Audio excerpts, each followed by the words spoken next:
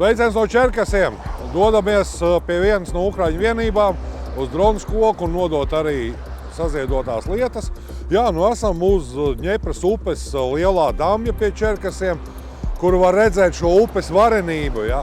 Un, protams, arī pagājušajā gadā Krievijas bruņotie spēki iestādīja vairākas balistiskās raķetes par šo dambi. Tas, protams, bija pa maz, lai pārautu viņu, ja? Bet skaidrs, ka tā bija apzināta rīcība, lai traucētu loģistiku, kas iet pāri šim ceļam. Tā kā skats šeit ir ļoti iespaidīgs, tāds episks, ja? Skatoties uz šo vareno upi, ja? Ukraiņas lepnumu. Forši īstenībā. Jā, esam pie vienas no Ukraiņu bruņoto spēku vienību dronu pilotu skolām, kurā viņi mācās gan lidot ar FPV droniem, gan Mavic tipa droniem, gan arī bomberiem. Un man blakus ir viens no Ukraiņas karavīriem, kurš ir apmācītājs, teiksim. Да, рад приветствовать вас. Спасибо, вы дали интервью. Да, и хочется спросить, в общем, ну сейчас дрон, это без них на фронте ничего не происходит. Значит, позывной Альф. Дронами я уже занимаюсь с 2014 года, как началась полномасштабка, ну, вернее, как вторглись русские войска в нам. Я понял сразу, что без них дальнейшего будущего не будет, потому что технологии все идут вперед, и вот это танки и все остальное, это уже прошлый век. Вот. К сожалению, конечно, это не так быстро все внедрилось, но с 2022 года мы настоятельно вот это все доказали. Такой как Мадяр, Верес и все остальные ребята, они начали выполнять успешно свои задачи, вот, и поняли, что будущее за дронами. Организовали здесь школу, уже преподаем на протяжении 2,5 лет, обучаем пилотов, у нас уже 1000 аттестованных пилотов, которые пошли на фронт. Вот, и с каждым днем это все прогрессирует, без этого никуда. Эта техника, она разнообразная, то есть пройдя школу обучения FPV-пилота, ты сможешь использовать потом как Mavic, так и самолет, наземную РТК-технику и так далее. То есть я не вижу будущей армии без роботизированных систем. Штурмовые войска — это уже прошлый век, так что надо как можно быстрее перестраиваться на новые технологии. И что вы сказали, что латышам тоже надо развивать, надо учиться? С первых дней знакомства с вами, так, я говорю, что если у вас нет возможности внедрять это в військовые технологии, то я рекомендую настоятельно залучать детей.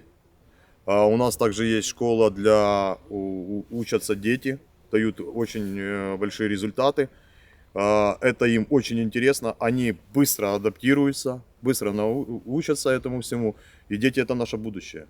Сегодня он ребенок, ему 14-16 лет, завтра он уже успешный боец. И уметь летать профессионально на FPV, не нужно быть качком или все остальное. То есть только моторика, только техника, и дети к этому очень быстро адаптируются. Да, они постоянно играют в игры, и им это очень удобно. Из-за этого, я думаю, если нет возможности на військовом уровне, то на детском уровне это очень интересно. Любой ребенок загорится, потому что это не только FPV-дроны, это и машинки, и кораблики, и вертолетики, и самолетики. То есть это огромнейшая сфера. Это и клуб электронщиков-любителей, и программисты. То есть это огромнейшая сфера, где очень много интересного всего. Я думаю, детей в первую очередь надо этому интересовать. Приходит к нам ребенок на навчання, буквально через пару дней уже и папа с ним приходит, говорит: я тоже хочу летать. То есть без этого, если сейчас вовремя это все не адаптировать, мы отстанем очень сильно от всех. Так что однозначно да. Ну, в России они же тоже, там, по всей России, они тоже понимают, что это будущее. К сожалению, с Россией напрямую работает Китай. Все большие технологии, к сожалению, в Китае. Из-за этого им намного проще. Но у них, что нам дает фору, у них это все очень долго и постепенно приходит. То есть пока даст команду, пока это поступит, то есть у нас есть маневренность. Однозначно так же есть и у вас. То есть если не успеть переобуться, так сказать, в воздухе, то можем очень сильно потерять много времени, и вы понимаете, и человеческих жизней.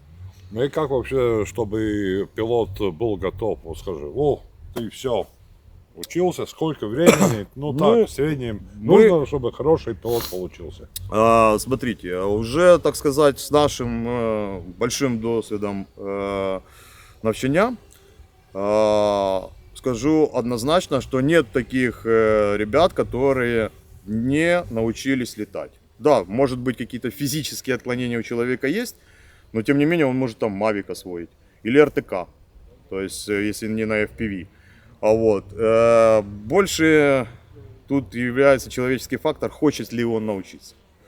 Я рекомендую в среднем курс, это 40 дней.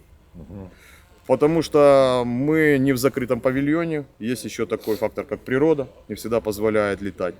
То в среднем где-то до 10 дней это симуляторы и теория. Потом это теория и полигон, практика. Потому что все-таки FPV оборудование требует постоянного практического занятия. Но 40-дневка в среднем дает уже первую базу, где люди, которые не будут задействованы, например, на службе, а именно пришли на навчання, то они в этот срок и укладываются, если их не отвлекать. Ну и самому опытом все время тренироваться. Обязательно. То есть это такие навыки, которые нужно постоянно. И технологии усовершенствуются, то, соответственно, надо будет постоянно повышение квалификации и так далее, и так далее. У нас ребята, которые заходили к нам изначально на FPV, потом, после получения аттестации у нас, они не останавливались, они шли дальше, дальше и дальше. Они потом шли на самолеты и так далее. И сейчас успешно защищают наше небо. Если вы видели по новостям, стинги и все остальное, это наши ученики, наши пилоты. Так что однозначно моя рекомендация, эту тему нужно держать вот так вот. И как можно больше внедрять ее в общество. То есть больше делать видеоуроков, больше информации, стараться классы технарей, потому что большая нехватка технарей. Летать можно научить быстро, а вот техническим навыкам это уже, к сожалению, 40 дней не уложишься. И если не дать базу технарей, то тут тоже будет большая просадка. Так что это нужно тоже понимать. То есть обязательно я считаю, что если это полноценный комплекс обучения, то это у вас должно быть где расположить курсантов, кормление курсантов. Потому что на финансово это как бы не держится. Это надо именно вот на таких людях, как вы. Оно в основном на волонтерах все у нас и выезжает. Так что я желаю вам в этой сфере как можно быстрых достижений и успехов. Вдалых навчаній. Если что, мы всегда готовы приехать помочь, обучить, научить без проблем. Un es pateikšu, mums ir jābeidz tukšdiršanas periods. Klausamies, ko teica Ukraiņas karavīrs Alfs, un mums ir jādomā, kā pēc iespējas ātrāk attīstīt šo apmācību. Savādāk mēs būsim dziļāk nekā Gorkī dibenā. Tiekamies!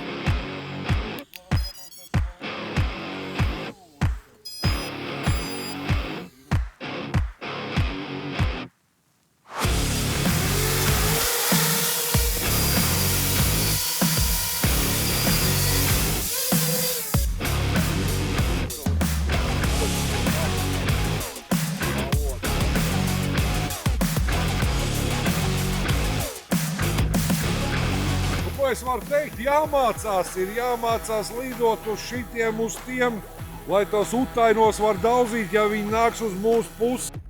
Un jādaudz būs pārliecība 100% vienā brīdī. Zini, kā teiciens, lai stāv utains klievs pie Daugavas un lūdzu savu maizes garos, un lai viņš nestāvētu, mums ir jāgatavojas.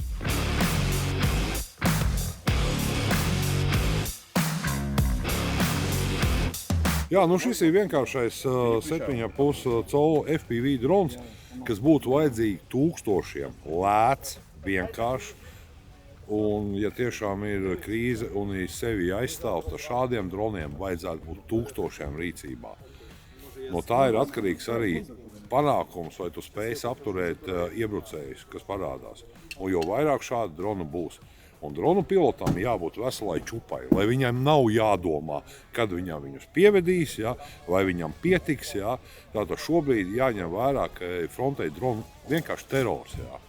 Un tas mazina kaujas spējas, protams, arī Ukraiņi no tā cieši, ja, cieši Krievi, ja, un tikai pateicoties tam, ka masveidā šo droni ir gaisā. Ja. Tā kā domājam, izdarām pareizos secinājumus, un lai būtu.